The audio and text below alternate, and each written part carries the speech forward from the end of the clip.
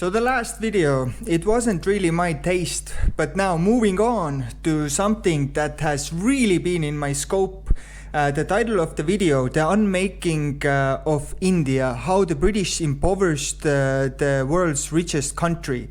So this is about the whole colonization and what happened during that time. I think all of you know that the British, they took over India and they carried it empty pretty much. So this video is about this, and it's really interesting because I've heard a little bit about this, but now let's go straight in. In the year 1700, India's share in the world's economy was an astounding 27%. Richest country in the world. Europe combined. 250 years later, India's share had dropped to less than 3%, and its people were left impoverished. What happened? Strap in, adventurers. We're about to dive into a I'm gonna strap in history. This is actually, I'm excited about this. In 1707 CE, the death of Mughal Emperor Aurangzeb sends the empire into a decades-long spiral. In his wake, an endless parade of weak princelings forced themselves upon the peacock throne. With the Mughal Empire teetering on the brink of collapse, regional powers jostle for supremacy. Land grabs and title claims, infighting and betrayal. India is vulnerable. The situation is so precarious that in 1739, Persian Emperor Nadir Shah invades North India and sacks Delhi. During this period of disorder, the British sensed opportunity. Leveraging their unique advantages as a foreign power. They knew when to attack. It was weak, and India they wanted to go in. To dealing with foreign aggression. But the British Use were the not chance. like those who had come before. They were not like Nadir Shah, who looted and simply left. Nor were they like the Huns, who, while shedding Gupta blood, became Indian themselves. Yes, the British were different, for they saw India as an inexhaustible gold mine whose resources were to be forever extracted. It was so rich and they wanted it all. Independence in 1947, its native institutions had been demolished, its economy de-industrialized, its trade networks severed, and its people more deeply divided by caste and creed. They did Indians bad. They did them bad. The India that once inspired the world was unmade. The halcyon days of India are over. She has been drained of all the wealth she once possessed, and her energies have been cramped by a sordid system of misrule. The deliberate bleeding of India by the British was so extreme that famed American scholar Will Durant referred to it as the greatest crime in all of history. So let's pull back the curtain and see what India was like before. That's what I've heard. In the 19th century, the American J.T. Sunderland wrote about the India that the British found when they arrived. India was a far greater industrial and manufacturing nation than any in Europe or Asia. Her textile goods were famous all over the civilized world. So was her exquisite jewelry and her precious stones. So was her pottery, her porcelains and ceramics. So were her fine works in metal, iron, steel, silver, and gold. They had some great architecture, really high craftsmanship in the world. She had great merchants, businessmen, bankers, and financiers. They had it all. Shipbuilding nation, but had commerce and trade which extended to all civilized countries. That may seem like heavy-handed praise, but the record does show that pre-colonial India was a dominant manufacturing economy. Let's take a closer look at the textile, shipbuilding, and metalworking industries. India was a textile superpower for most of its long history. They want to bring it back also nowadays. Coastal Andhra was a block printing hub, for example, while Gujarat and Bengal were known for their high-end woven products. There was global demand for these items. In fact, India enjoyed a mind-blowing 25% share of the global textile trade by the mid-18th century. This thriving textile trade had knock-on effects for the entire economy. For example, the popularity of Indian textiles led to the creation of stable international distribution networks. By piggybacking on these networks, other Indian artisans could sell their goods worldwide at a reduced cost. As a result, many different industries flourished alongside the Indian textile industry. We know that international trade was conducted primarily along maritime routes, and so the Indian shipbuilding industry had developed into a behemoth too. A significant number of Indian ports were engaged in the shipbuilding industry. Dhaka, Masalapatnam, Surat, Calicut, Quilon, and many. I've been to India, but I've never been next to the ocean. Were involved in the production I should go. And processing of materials used to construct ships. Quality was paramount. Consider the Bengali merchant fleet in the early 17th century. The fleet consisted of nearly 5,000 ships, each capable of carrying up to 500 tons of goods. These ships were constructed in Bengali ports by native artisans who had the skills to craft elaborate wood, iron, and brass fittings. According to one British maritime observer, Indian vessels combine elegance and utility and are models of fine workmanship. Merchant contracts indicate that Bengali ships were much more durable than English ships. Bengali ships had an average lifespan. I mean, just a little comment. Even now, when you go to India and take a look at all the temples and stuff that they do, and how fast they do those, like handicraft or weave the textile or whatever, they're really skilled actually. Span exceeding 20 years, while English ships were not known to last more than 12. Quite a difference. India was a longtime pioneer in the global steel industry. As early as the 6th century CE, crucible-formed steel, which came to be known as Wootz or Damascus steel in the West, was being produced for export by Indian blacksmiths. I've heard particularly Damascus, along the yes. Malabar coast and in the Deccan. Arab and European officers regularly imported blades from India. While these blades were purchased as wartime implements, they were so robust and beautifully crafted that they also served as a mark of high status in times of peace. Though we've barely scratched the surface, it should already be clear that India was a manufacturing juggernaut, a thriving exporter of high-quality goods to markets throughout the world. How did the British manage to unmake all of that? The fundamental principle of the British has been to make the whole Indian nation subservient to the interests and benefits of themselves. And so, once the British took power, Hardcore they manipulation. changed the entire dynamic of the Indian economy to suit their own interests. The first step, dismantling all native industry. To start, they established a legal monopoly over Indian textile goods and cut off the export market, which immediately disrupted long-standing trade links. Having now made themselves the exclusive buyers of Indian textiles. These trade wars, this reminds me of what's going on now with USA and all these tariffs and whatever. Just right on topic. The British then changed the way that they paid for those goods. Instead of using foreign currency, they paid using the tax revenues extracted from India. The Indian economy stagnated and prices collapsed. Skilled artisans, who once fueled the vibrant Indian economic engine, were now significantly poorer and more restricted than ever before. And it didn't stop there. Soon enough, British manufacturers lobbied their government to completely eliminate the competition from the Indian textile industry. See, despite the restrictions imposed on Indian industry, British manufacturers were still finding it difficult to compete with Indian products. Company soldiers were sent to smash Indian looms. According to several different accounts, they even went around breaking the thumbs of weavers so that they could no longer ply Yeah, their so if you trade. can't conquer by To ensure by that the Indian business and textile trade, industry just go with recover, pure adapt, violence. Or innovate itself back into relevance. That's wild. The British imposed an absurdly harsh 80% tariff. This had an immediate catch-22 trap effect. Exporting goods from India to the UK was now economically unviable. But remember, Indians were restricted from selling to anyone else. Similar restrictions were imposed on nearly every branch of manufacturing in India. India was reduced to being a mere exporter of raw materials, like cotton and metal ore, so that the British could sell finished products back to Indians at a premium. We conquered India as an outlet for the This is so stupid. I've heard this in other places also. You buy from somewhere and then just sell it back. goods of Britain. I'm not such a hypocrite to say that we hold India So for the inefficient. Indians. The colonial de-industrialization process was so complete that by 1947, only 0.7% of India was employed in any form of manufacturing. But skilled workers had to go somewhere, do something. The British monopoly on industrial production drove Indian artisans, merchants, builders, and others into agriculture en masse. In the words of Dr. Charles Hall, India's population has been thrown back upon the soil because Britain's discriminating duties have ruined every branch of native manufacture. Rural wages cratered to historical lows, and in fact, the land itself could not sustain the influx of newly disenfranchised workers. Poor seasonal harvests and droughts gave way to catastrophic famines and mass poverty. With most Indians now converted how it into started. passive cultivators, the British sought to exploit them further. They began It's just so crazy to think that this. I mean, if you go to any major city right now in India, it you know, most of you know it looks dirty and unclean and whatever. But as I understand it didn't used to be like that.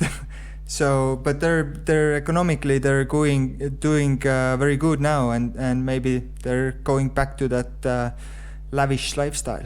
Began to tax cultivators as the primary revenue source for the administration. Taxes were extreme, pegged at 50 to 80% of gross income and calculated before the harvest. The result? Indian cultivators Tax often owed everything more they in tax, they're taxes taxing. than they earned as income. The British knew how harsh this really was. They openly conceded that they were imposing the highest tax rates in the world, and that taxes were more than 3 times higher than they had ever been under Indian rulers. To add insult to injury, the British even bragged about it in Parliament. The Indians have been taxed to the utmost limit. Every province has been made a field for higher exaction, and it has always been our boast how greatly we have raised the revenue above that which the native rulers were able to extort. Colonial taxes were so burdensome that 2/3 of the population in directly ruled British areas fled to the hinterlands, where native Indian lords could at least minimally protect them from financial depredation. The millions who stayed So they just forced them to be peasants. behind could hardly afford to pay taxes, and the situation was worsened by the fact that the British did not negotiate tax payments.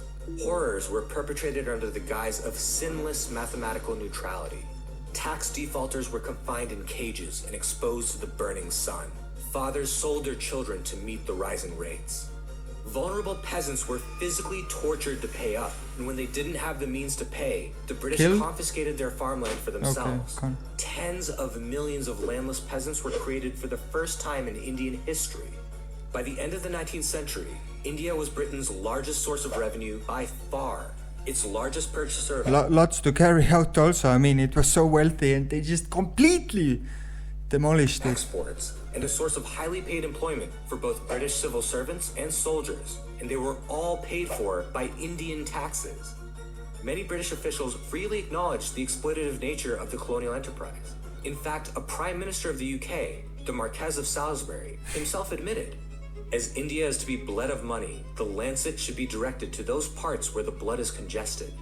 And just like that, India and its people were bled dry. The fundamental issue of British overlordship was the fact that the British had no intention to become one with the land or to rule it as their own. The British saw India as innately and eternally foreign, and this justified. But this is the so interesting thing about India is that they're so peaceful and they always manage, like even now they went through we'll get through this video, but 200 years of like some say it's way worse than Holocaust and whatever, and now they're again getting back to top. Their creation and maintenance of what scholars have referred to as an extractive colony. For comparison's sake, consider the Turkic peoples who invaded India and eventually formed the Delhi Sultanate and the Mughal Empire. Look, the Mughals were no heroes. They imposed unequal taxes, engaged in religious discrimination, plundered local treasuries, visited great violence upon their enemies. But they didn't carry it out. Persianized racial arrogance. But one thing is clear: India's wealth was preserved at a foundational level. After nearly 2 centuries of Mughal rule, India was still a dominant economic power, responsible for 27% of global trade. There's a simple reason for that. See, the Mughals had a foreign place of origin, Fergana, but they did not repatriate India's resources to their original homeland.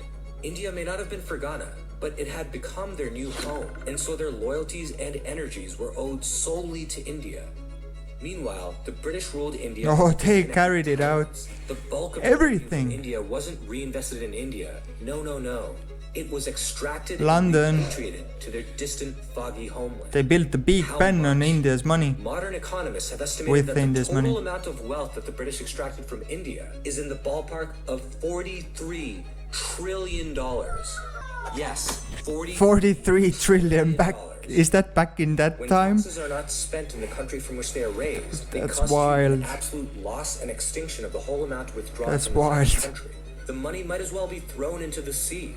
Such is the nature of the tribute we have so long exacted from India. Apologists for colonial rule often point to the railways as some sort of extravagant counter to the argument of extraction and divestment. But as modern scholars have pointed out, the railways serve as evidence for how exploitative and inefficient British investment in India really was. First, there's the bold assumption that Indians would not have built railways, like the Japanese or others, either by importing the technology or by developing their own. India had been far too advanced and cutting edge of civilization to not keep up had it been given the opportunity to do so. When the British came to India, the country was the leader of Asiatic civilization. Japan was nowhere. Now, in 50 years, Japan has revolutionized her history with the aid of modern arts of progress, and India, burdened by 150 years of English rule, is condemned to tutelage. But let's ignore that for now. Initially, the Indian railways were positioned as a grand investment scheme for British shareholders. The government guaranteed substantial returns of at least 5% per year. And when the revenues were not enough to pay out these returns, Indian taxpayers covered all the losses. Again. These taxpayer-backed guarantees, construction of the railways was extremely inefficient. Here's a fun stat. Every mile of Indian rail cost £18,000 to construct, as compared to £2,000 for the same mile built in the United States. All the elements of railway construction, steel, wagons, gears, engines, and more, were produced by British manufacturers. Indians weren't even given an opportunity to produce their own manufactured alternative. That's just plain retarded how they did it. Carry the materials to Britain and then manufacture them there. Because the British government imposed restrictions that prevented Indians from competing. Worse still, the essential purpose of the railways was to assist the British enterprise in the exploitation of the natural resources of India. In fact, the railways made it possible for the British to export enormous amounts of grain and other agricultural products, which sparked and exacerbated famines. Over the course of British rule in India, an estimated 35 million preventable deaths were caused by famines. That's millions more than those killed under Stalin or Mao, and that's 5 times more than the Holocaust. The British were directly responsible for this. They mass exported Indian kill and kill again. Foodstuffs. What's that quote from? Britain and other countries in Europe, even during drought periods. Food in India became too expensive for peasants to afford. According to Dr. Charles Hall, India starves so that its annual tax revenue to England may not be diminished by $1. There is plenty of grain in India. The trouble is that the people have been ground down till they are too poor to buy it. The British had no interest in provisioning for Indian lives. Famine non-intervention was official government policy. How ironic, given that heavy-handed British intervention and market manipulation is what sparked the famines in the first place. And when good people, Indians and foreigners, worked together to help famine-affected peasants, the British government made efforts to stop them. They were furious that the government's own failures were being highlighted. Don't believe me? Listen to this British officer in his own words. Scores of corpses were tumbled into old wells because the deaths were too numerous for the relatives to perform funeral rites. Mothers sold their children for a single meal. Husbands flung their wives into ponds to escape the torment of seeing them. I don't want to even think about like how would it be to die of starvation and this is like, you know, we're talking about Holocaust and whatever. Some of them got gassed or whatever. These guys, they just starved. Perish from hunger. But amid these scenes of death, the British government in India was unmoved. Newspapers were persuaded into silence. Strict orders were given to civilians. Do not acknowledge. Yeah, this is another thing how they form of control. They completely, like the British, they've always, you know, done and take control of the media, and that way you get to, you know, control history and everything else also. That civilians are dying of hunger. And if you that's what's going on nowadays also. Think that Indians would have done a worse job, consider this. There hasn't been a single large-scale Indian famine in the 70-plus years since British rule ended. Not one. Independent India has its flaws, but it has been overwhelmingly better at providing for the care, safety, and prosperity of its own people. And now you know. And now I know, now you know, and this is crazy, and they're still recovering, and you know, so many people are making fun of India, and how dirty they are and whatever, but I think this video explains it really well, and it's really important to understand what they actually went through and how they got there, and yeah, hope my little YouTube channel can spread the word a little bit also, because it's, India for me is very important, and so there you go. And leave a like, leave a subscribe, and see you next time.